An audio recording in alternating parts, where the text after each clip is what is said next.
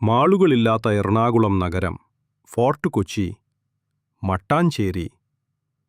നമ്മുടെ കഥ ആരംഭിക്കുന്നത് കൊച്ചിൻ ഹാർബറിൽ നിന്നാണ്. നമുക്കവിടേക്ക് പോകാം. അവിടെ പുറംകടലിൽ പോയ ബോട്ടുകൾ വരാൻ കാത്തിരിക്കുന്ന ഒരു കൂട്ടം മീൻ കച്ചവടക്കാരുണ്ട്. അതിൽ ഓട്ടോറിക്ഷകളുണ്ട്, സൈക്കിളുകളുമുണ്ട്. നമ്മുടെ കഥാപാത്രം സൈക്കിളിലാണ്. പേര് ബിലാൽ. ആരും ഞെട്ടേണ്ട, ബിഗ് ബി ബിലാൽ ജോൺ കുരിശിങ്കലല്ല. ഇത് സാധാരണ മീൻകാരൻ ബിലാലിക്കയാണ്. ശരിക്കും പേര് ബിലാൽ സേട്ട്. കച്ചി വിഭാഗത്തിൽപ്പെട്ട മുസ്ലിം കുടുംബമാണ് ഇദ്ദേഹത്തിൻ്റേത്. കൊച്ചിയിൽ ഇവർക്ക് വേരുകളുണ്ട്. നമുക്ക് കഥയിലേക്ക് തിരിച്ചു വരാം. ബിഗ് ബിയിലെ ബിലാലിക്ക അജന്തയിൽ ആദ്യ പാപം കളിക്കുന്ന സമയത്ത് സീൻ വിട്ടതാണെങ്കിൽ നമ്മുടെ ബിലാലിക്ക അന്നും മീൻ കച്ചവടമായിരുന്നു. ഇന്നും അതുതന്നെയാണ്. ബിലാലിക്കയുടെ ഭാര്യ ഖദീജ ബായി വീട്ടിൽ തന്നെയാണ്. അവർക്കൊരു മകൾ നെസ്ലിൻ ബായി. 30 വയസ്സ് കഴിഞ്ഞു. കല്യാണമൊന്നും ആയിട്ടില്ല. 10ാം ക്ലാസ് വരെ പഠിച്ച് ഫസ്റ്റ് ക്ലാസ്സോടെ ജയിച്ചു. പിന്നെ പഠിക്കാൻ പോയില്ല. കൂടെ പഠിച്ച നെസ്ലിയേക്കാൾ മാർക്ക് കുറവ് വാങ്ങിയവർ ഡോക്ടർമാരും എഞ്ചിനീയർമാരുമായി കല്യാണം കഴിച്ച് സുഖമായി ജീവിക്കുന്നു.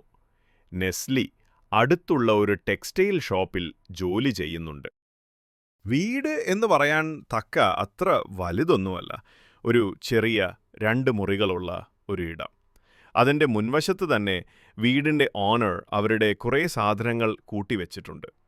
ഒരു 1000 രൂപ മാസ വാടകയാണ് ആ കൊച്ചുമുറിക്ക്. ഇവിടെയാണ് ബിലാലിക്ക, ഖദീജുമ്മ, അവരുടെ മകൾ എന്നിവർ താമസിക്കുന്നത്. ക്ഷമിക്കണം, ഒരാൾ കൂടിയുണ്ട്. ഇനി പറയാൻ പോകുന്ന ആളാണ് നമ്മുടെ കഥയിലെ ഹീറോ. അവൻ്റെ പേര് ആദിൽ. ആദിൽ സേട്ട് എന്നാണ് ശരിക്കുള്ള പേര്. ഇവർ താമസിക്കുന്ന വീട്ടിൻ്റെ തൊട്ടുപുറകിലുള്ള മദ്രസത്തുൽ മുജാഹിദീൻ ഓറിയൻ്റൽ ഹൈസ്കൂളിൽ 7ാം ക്ലാസ്സിലാണ് ഇപ്പോൾ പഠിക്കുന്നത്. ഇവർ താമസിക്കുന്നത് കൊച്ചങ്ങാടിയിലെ ഒരു ചേരി പ്രദേശത്താണ്. ചേരി എന്ന് പറഞ്ഞാൽ ബോംബെ നഗരത്തിലെ ചേരി പോലെയുള്ള ചേരിയൊന്നുമല്ല. ഒരു പുറംപോക്ക് സ്ഥലം. അവിടെ കയ്യൂക്കുള്ളവർ കാര്യക്കാർ, അത്രയേ ഉള്ളൂ.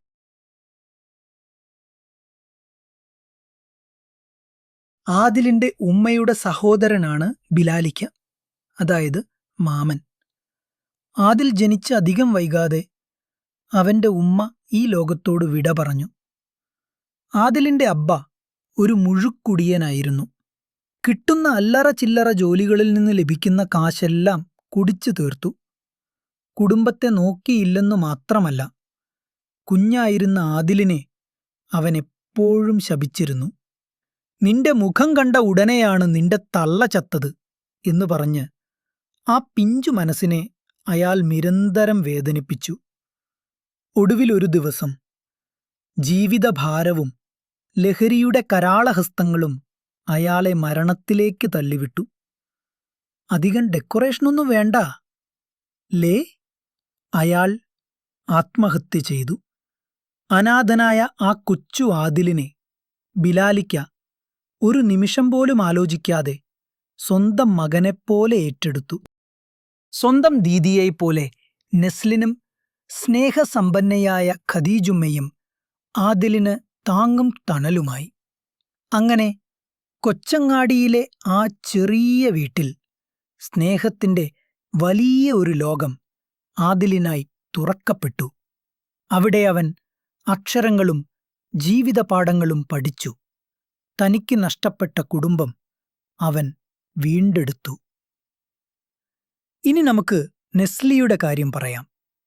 നേരത്തെ പറഞ്ഞല്ലോ, അവൾ ഒരു ടെക്സ്റ്റൈൽ ഷോപ്പിലാണ് ജോലി ചെയ്യുന്നതെന്ന്.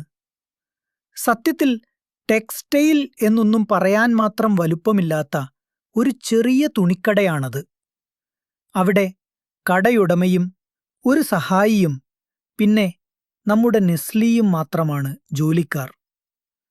കടയുടമയുടെ പേര് വിമൽ കുമാർ. പേര് കേട്ടാൽ ചെറുപ്പക്കാരനാണെന്ന് തോന്നുമെങ്കിലും ഒറ്റ വാക്കിൽ പറഞ്ഞാൽ ഒരു തരികിട കിളവൻ. ഞരമ്പിന്റെ ചില അസുഖങ്ങളുള്ളതുകൊണ്ടാകാം അയാൾ എപ്പോഴും നെസ്ലിയെ ശല്യപ്പെടുത്തിക്കൊണ്ടിരിക്കും. നെസ്ലിയുടെ പ്രായത്തിലുള്ള ഒരു മകളുണ്ടായിട്ടും ഈ വൃത്തികെട്ട സ്വഭാവത്തിന് ഒരു മാറ്റവുമില്ല. നെസ്ലിയുടെ ശമ്പളം 1800 രൂപയാണ്. കുറെ കാലമായി ഇതേ ശമ്പളത്തിൽ തന്നെയാണ് അവൾ ജോലി ചെയ്യുന്നത്. ശമ്പളം കൂട്ടിച്ചോദിച്ചാൽ അയാൾ വൃത്തികെട്ട വാക്കുകൾ പറഞ്ഞു കളയും.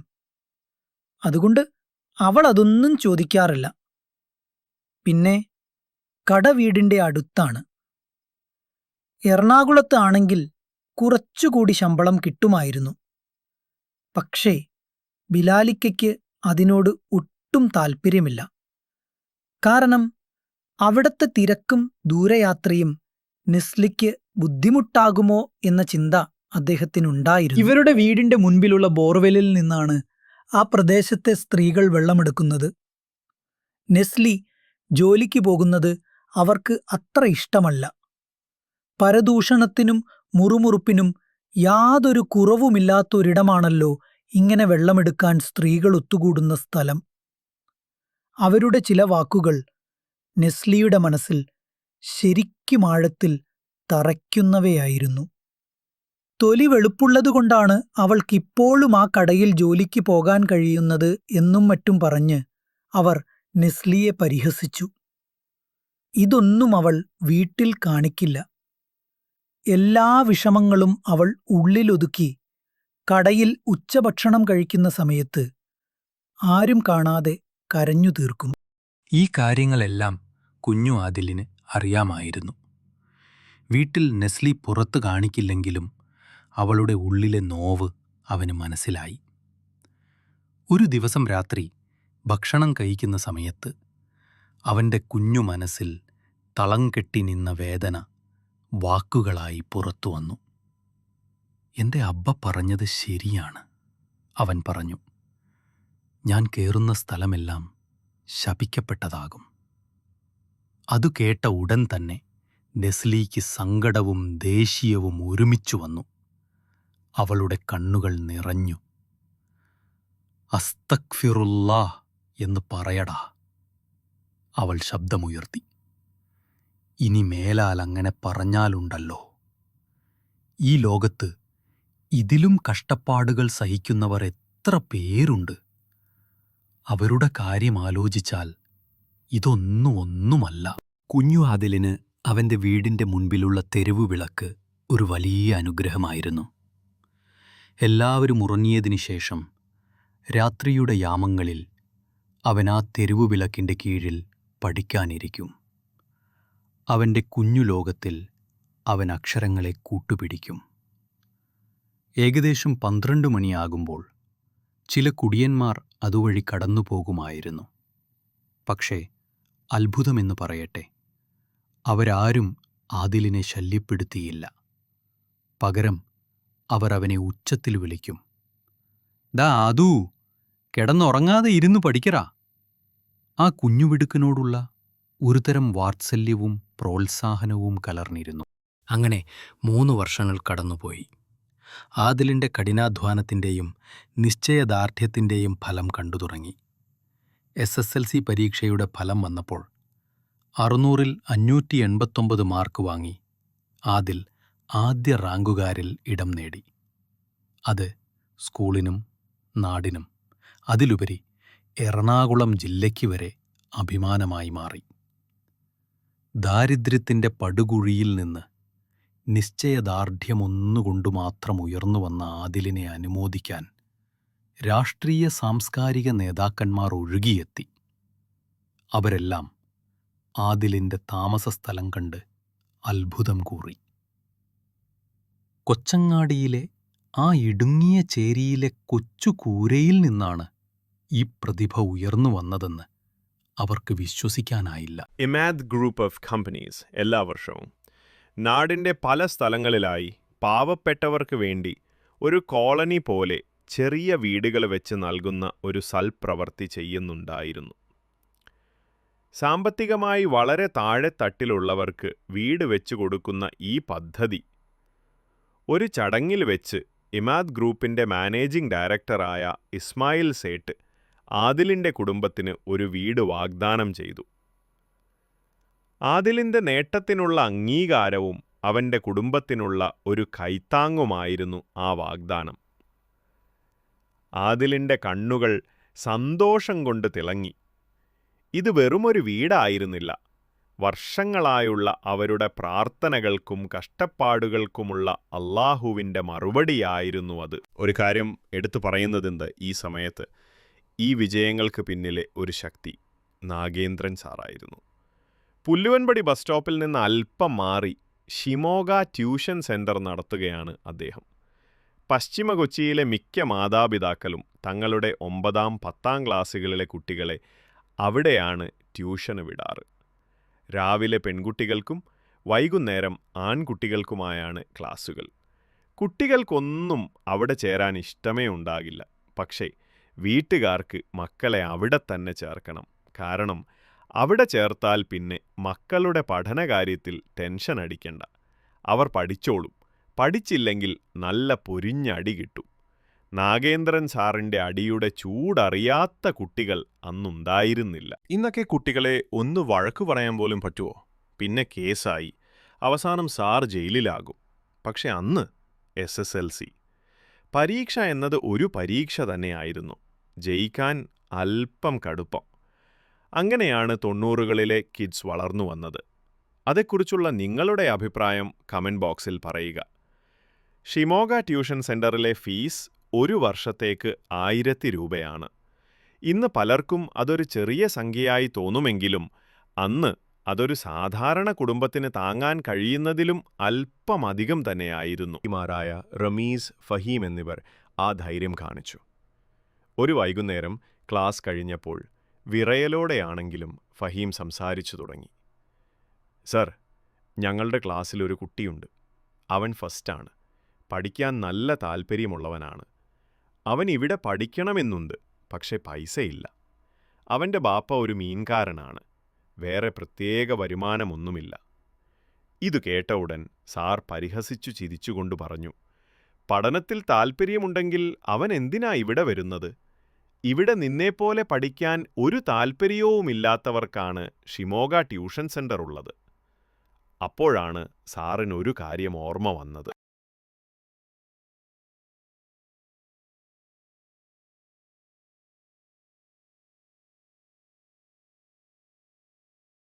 എന്താടാ A+B³? ഫഹീം ഞെട്ടി. ഉത്തരത്തിനായി അവൻ്റെ തലച്ചോറ് പരതി. A³ അവൻ മടിച്ചു പറഞ്ഞു തുടങ്ങി. ഏതായാലും ഉത്തരം മുഴുവൻ പറഞ്ഞു തീർന്നപ്പോഴേക്കും 4 അടി അവന് കിട്ടിക്കഴിഞ്ഞിരുന്നു. സാറിൻ്റെ ചോദ്യം ഒരു അടിക്കുള്ള വഴിയായിരുന്നു അവന്.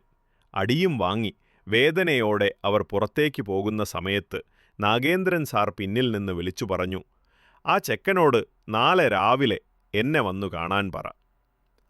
ആ വാക്കുകളിൽ കണിശതയുണ്ടായിരുന്നെങ്കിലും ഒരു പ്രതീക്ഷയുടെ നേർത്ത കിരണം ഫഹീമും റമീസും അറിഞ്ഞു. അടുത്ത ദിവസം രാവിലെ ആദിൽ നാഗേന്ദ്രൻ സാറിനെ കാണാൻ ധൈര്യപൂർവ്വം ചെന്നു. സാർ സംസാരിച്ചു തുടങ്ങി. നിന്റെ കൂട്ടുകാർ പറഞ്ഞു നിനക്കിവിടെ പഠിക്കാൻ താൽപ്പര്യമുണ്ടെന്ന്. അതുകൊണ്ട് ഇന്ന് വൈകുന്നേരം മുതൽ നീ വന്നോളൂ. പക്ഷേ ക്ലാസുകൾ കുറച്ചൊക്കെ മുന്നോട്ടു പോയ സ്ഥിതിക്ക് ഞാൻ ഇടയ്ക്കിടെ ചോദ്യങ്ങൾ ചോദിക്കും. അതെടുക്കുന്ന സമയത്ത് ഞാൻ ഉണ്ടായിരുന്നില്ല എന്ന് പറഞ്ഞിട്ട് കാര്യമില്ല. നല്ല അടി കിട്ടും. പിന്നെ നിനക്കിവിടെ ഫീസ് തരേണ്ട.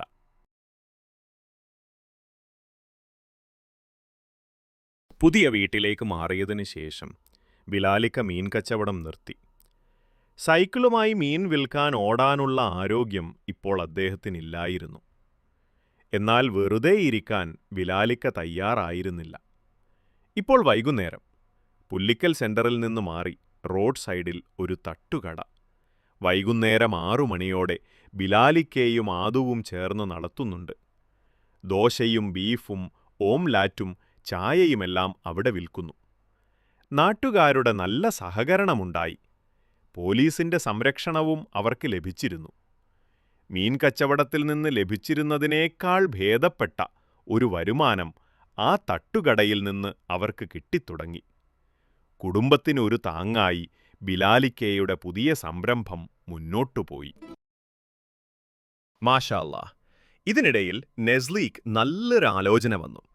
നൗഷദ് രണ്ടാം വിവാഹമായിരുന്നു. ഇതിനു മുൻപുള്ള വിവാഹത്തിലെ ഭാര്യ മരണപ്പെട്ടിരുന്നു. അവർക്കൊരു മകളുണ്ട്. പെരുമ്പാവൂരാണ് സ്ഥലം. അവിടെ അത്യാവശ്യം ഭേദപ്പെട്ട ഒരു സൂപ്പർ മാർക്കറ്റ് നടത്തുന്നുണ്ട്. വീട്ടിൽ അദ്ദേഹത്തിൻ്റെ ഉമ്മ മാത്രമേയുള്ളൂ. ബിലാലിക്കയ്ക്കും ഖദീജുമ്മയ്ക്കും ഈ ബന്ധം വളരെ സന്തോഷം നൽകി. നെസ്ലിയുടെ ജീവിതത്തിലെ വലിയൊരു ആശ്വാസമായി ഇത് മാറി. വരന്റെ നിർബന്ധപ്രകാരം കപ്പലണ്ടിമുക്ക് ഷാദീ മഹലിൽ വെച്ച് വളരെ ലളിതമായ രീതിയിൽ തന്നെ വിവാഹം നടത്തി. വിവാഹച്ചെലവുകളെല്ലാം അദ്ദേഹം തന്നെയാണ് ഏറ്റെടുത്തത്. നെസ്ലിയുടെ കണ്ണുകൾ സന്തോഷം കൊണ്ട് നിറഞ്ഞു. തൻ്റെ കുടുംബത്തിൻ്റെ ത്യാഗങ്ങൾക്കും കാത്തിരിപ്പിനും അല്ലാഹു നൽകിയ അനുഗ്രഹമായി അവളത് കണ്ടു. ഇനി നമുക്ക് കഥയിലേക്ക് തിരിച്ചു വരാം. അറിവിൻ്റെ പടവുകൾ ഒന്നൊന്നായി ചവിട്ടിക്കയറി ആദിൽ പ്രീ ഡിഗ്രി സയൻസ് ഉയർന്ന മാർക്കോടെ പാസ്സായി. കൂടെയുള്ള കൂട്ടുകാരിൽ അധിക പേരും മെഡിക്കൽ, എഞ്ചിനീയറിംഗ് പ്രവേശന പരീക്ഷകൾക്ക് കൈകുത്താൻ പോയപ്പോൾ ആദു മാത്രം കോളേജ് ഓഫ് ഫിഷറീസിൽ ചേരാൻ താൽപ്പര്യം കാണിച്ചു. ചെറുപ്പം മുതലേ അവൻ്റെ ഉള്ളിൽ കൊണ്ടു നടന്നിരുന്ന വലിയൊരു ആഗ്രഹമായിരുന്നു അത്. കടലിനെയും അതിൻ്റെ ജീവജാലങ്ങളെയും കുറിച്ച് ആഴത്തിൽ പഠിക്കുക. എന്നാൽ അതിനുള്ള പൈസ ഇല്ലല്ലോ എന്നതായിരുന്നു അവൻ്റെ മുന്നിലെ പ്രധാന വെല്ലുവിളി. എങ്കിലും അവൻ്റെ ഉള്ളിലെ ആ ആഗ്രഹം പണമില്ലാത്തതുകൊണ്ട് മാത്രം മാറ്റിവെക്കാൻ അവന് താൽപ്പര്യമില്ലായിരുന്നു. അവൻ്റെ മനസ്സിൽ അല്ലാഹു തോന്നിപ്പിച്ചതാകാം ഇമാദ് ഗ്രൂപ്പ് ഓഫ് കമ്പനീസിൻ്റെ ഉടമ ഇസ്മായിൽ സേട്ടിനെ ചെന്ന് കാണാൻ.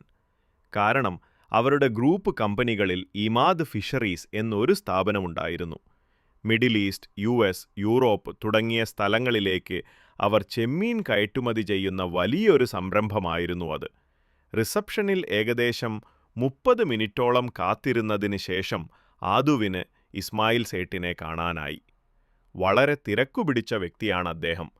ആദു സ്വയം പരിചയപ്പെടുത്തി സംസാരിച്ചു തുടങ്ങി. ആദ്യമൊന്നും ഇസ്മായിൽ സേട്ടിന് അവനെ മനസ്സിലായില്ലെങ്കിലും പിന്നീട് റാങ്ക് ജേതാവായിരുന്ന ആ കുട്ടി അവനാണെന്ന് അദ്ദേഹത്തിന് ഓർമ്മ വന്നു. ഈ കുട്ടിയെ സഹായിക്കുന്നത് വെറുമൊരു ഔദാര്യമല്ല, അതൊരു നിക്ഷേപമാണെന്ന് അദ്ദേഹത്തിന് മനസ്സിലായി.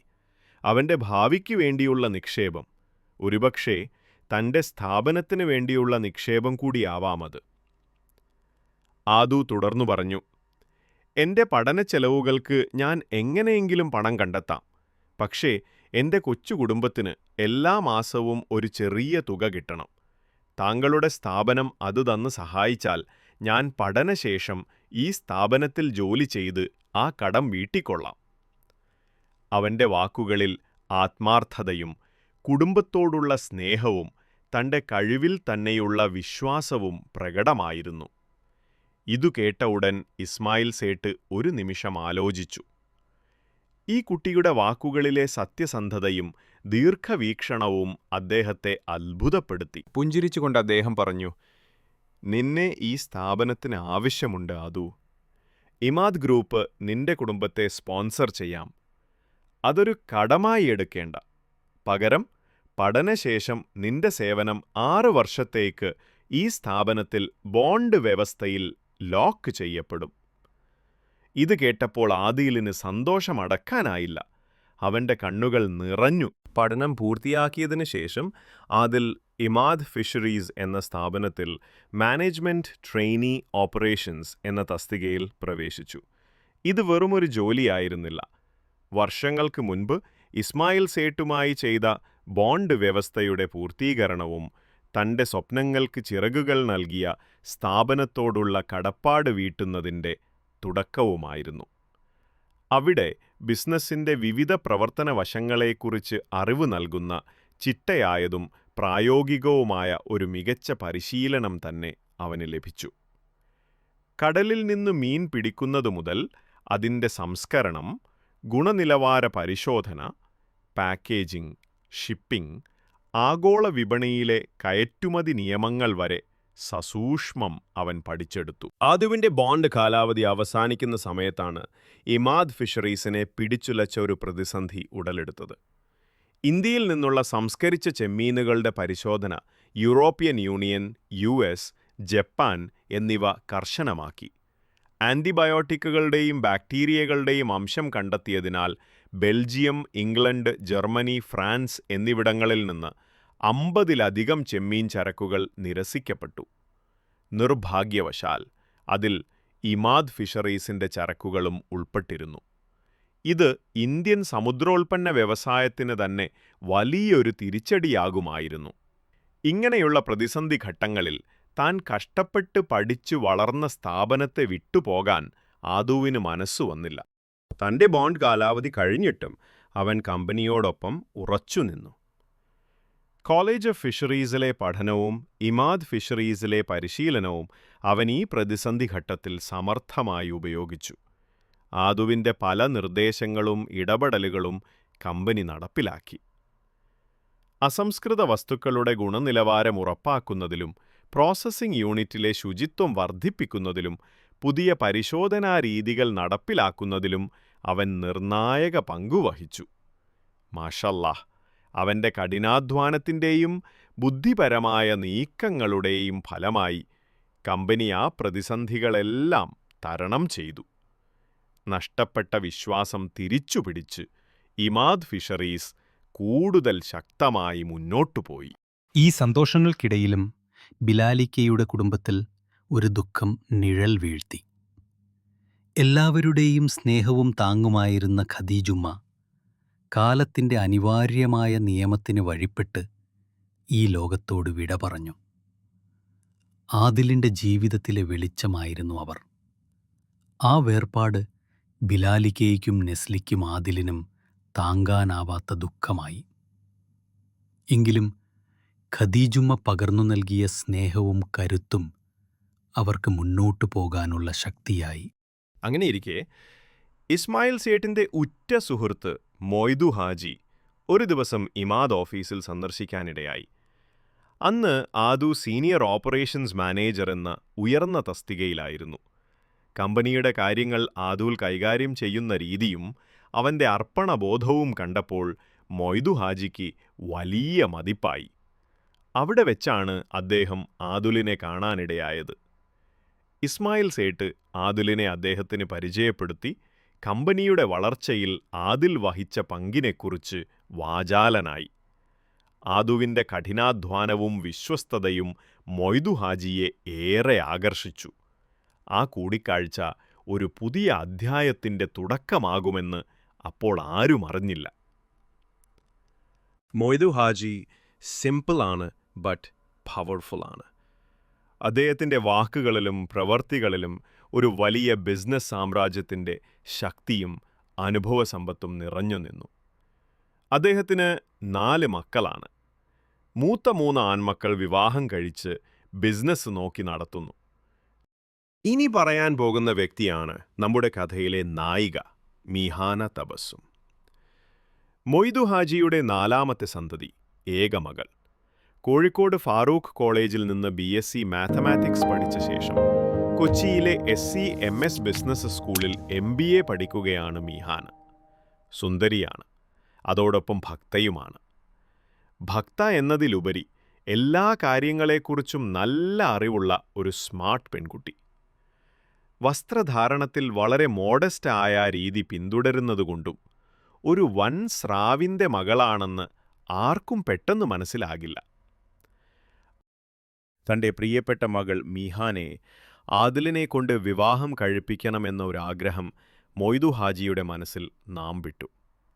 കാര്യങ്ങളൊന്നും പിന്നീട് മാറ്റിവെക്കുന്ന സ്വഭാവക്കാരനല്ലാത്തതുകൊണ്ട് അദ്ദേഹം നേരിട്ട് ആദിലിനെ കാണാനും കാര്യം സംസാരിക്കാനും തീരുമാനിച്ചു.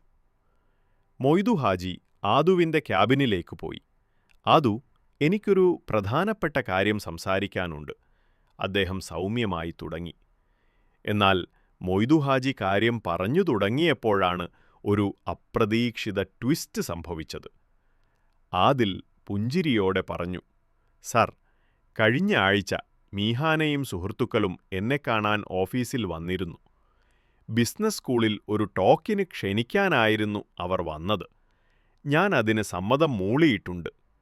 അടുത്ത ആഴ്ചയാണ് ടോക്ക്. ആദിൽ ഈ കാര്യം മൊയ്തു ഹാജിയോട് പറഞ്ഞപ്പോൾ അദ്ദേഹത്തിന് വലിയ സന്തോഷമായി.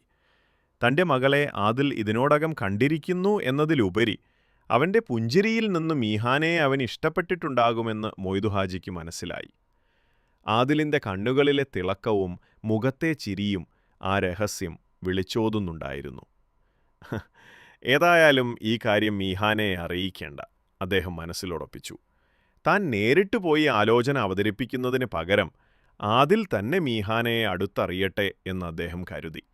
ഒരുപക്ഷെ ഈ ടോക്ക് അവർക്കിടയിൽ പുതിയൊരു പാലം പണിയാൻ സഹായിച്ചേക്കാം. ഭാവിയിലെ മരുമകനെക്കുറിച്ചുള്ള അദ്ദേഹത്തിന്റെ പ്രതീക്ഷകൾക്ക് അതോടെ തിളക്കമേറി. അടുത്ത ആഴ്ച SEMSലെ പരിപാടിക്ക് ആദിൽ കൃത്യസമയത്ത് എത്തിച്ചേർന്നു. ബിസിനസ് ലോകത്തിന് ചേർന്ന ബ്ലേസർ ആയിരുന്നു അവന്റെ വേഷം. മീഹാനയും സുഹൃത്തുക്കളും ചേർന്നാണ് അവനെ സ്വീകരിച്ചത്. അന്ന് ഒരു ഘട്ടത്തിൽ പോലും മീഹാനയോട് മനഃപൂർവ്വം സംസാരിക്കാൻ ആദിൽ പോയില്ല. അവൾ എന്തെങ്കിലും ചോദിച്ചാൽ പുഞ്ചിരിയോടെ അതെ, അല്ല എന്ന് മാത്രം മറുപടി പറയും. മീഹാനയ്ക്ക് ഈ സ്വഭാവം ആദ്യം ഒരുതരം വിഷമമുണ്ടാക്കിയെങ്കിലും ഉള്ളിൻ്റെ ഉള്ളിൽ ആദുവിൻ്റെ ഈ വ്യക്തിത്വം അവൾക്ക് വളരെ ഇഷ്ടപ്പെട്ടു. അമിതമായി സംസാരിച്ച ആളാകാൻ ശ്രമിക്കാത്ത, എന്നാൽ തൻ്റെ കാര്യങ്ങളിൽ വ്യക്തതയുള്ള ആ സ്വഭാവം അവളിൽ മതിപ്പുളവാക്കി. അവളുടെ പുഞ്ചിരിയിലൂടെ അവളുടെ കൂട്ടുകാരികൾക്ക് ഇത് മനസ്സിലായി. ആദിലിൻ്റെ ലാളിത്യവും വ്യക്തിത്വവും അവളുടെ മനസ്സിൽ മായാതെ കിടന്നു. അന്ന് വൈകുന്നേരം മീഹാന ഹോസ്റ്റലിൽ ഭക്ഷണം കഴിക്കുന്ന സമയത്താണ് മൊയ്തു ഹാജി അവളെ വിളിക്കുന്നത്.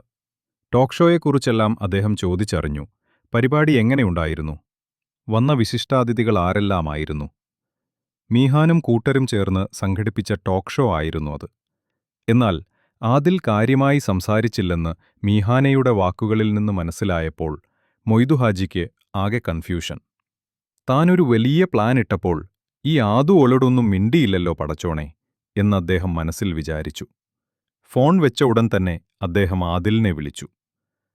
മൊയ്തു ഹാജിയുടെ കോൾ എടുത്തപ്പോൾ ആദു മീഹാനയെ കണ്ട കാര്യം തുറന്നു പറഞ്ഞു. എടുത്തു പറയാൻ തക്ക കുടുംബ പശ്ചാത്തലം എനിക്കില്ലല്ലോ. അവന്റെ വാക്കുകളിൽ വലിയൊരു വിഷാദം നിഴലിച്ചു. ഇതുകേട്ട മൊയ്തു ഹാജി സ്നേഹത്തോടെ പറഞ്ഞു, മോനെ, ഓൾ എന്റെ മോളാണ്. എന്റെ ചിന്തകളും മൂല്യങ്ങളും അവളിൽ ഞാൻ പകർന്നു നൽകിയാണ് അവളെ വളർത്തിയത്. അവൾക്ക് നിന്നെ ഇഷ്ടപ്പെടും, തീർച്ചയായും ഇഷ്ടപ്പെടും. അടുത്ത ഞായറാഴ്ച അവൾ വീട്ടിൽ വരും. അനക്ക കോഴിക്കോട്ടേക്ക് മാമാനെയും കൂട്ടിവരാൻ പറ്റുമോ?